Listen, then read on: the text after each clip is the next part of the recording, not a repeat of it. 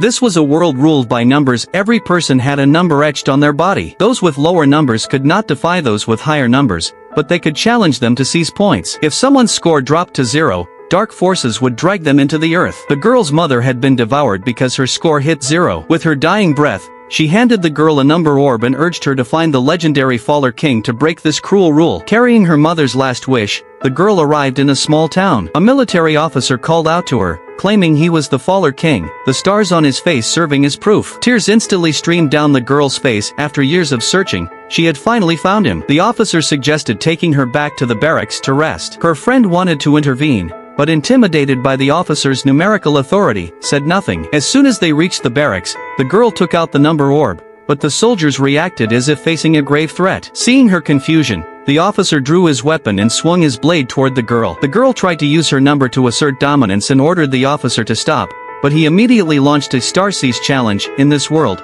once a Starseize challenge was issued, if the other party refused, any prior numerical suppression would be nullified. Powerless, the girl was no match for the officer and was quickly thrown out the window. Facing the threat of death, the girl had no choice but to surrender. The next moment, countless black arms erupted from the ground, tearing her points away and attaching them to the officer's face. Her score plummeted to just 1 point. It turned out the stars on the officer's face were fake. The Faller King had been nothing but a legend for 300 years. Years of the girl's faith crumbled in an instant. Just as the officer was about to seize her final point, a man suddenly appeared. Displaying a score of -999 on his body, he drew the officer's furious attack, and a sword strike sent him flying. Seeing the man sprawled on the ground, the officer smirked in triumph. But then his subordinates noticed something odd. How could someone with such a massive negative score not have been swallowed by the earth? Slowly, the mask on the man's face began to fall. His subordinates froze in shock. The sword he wielded bore the true White Star insignia. He was the legendary Faller King.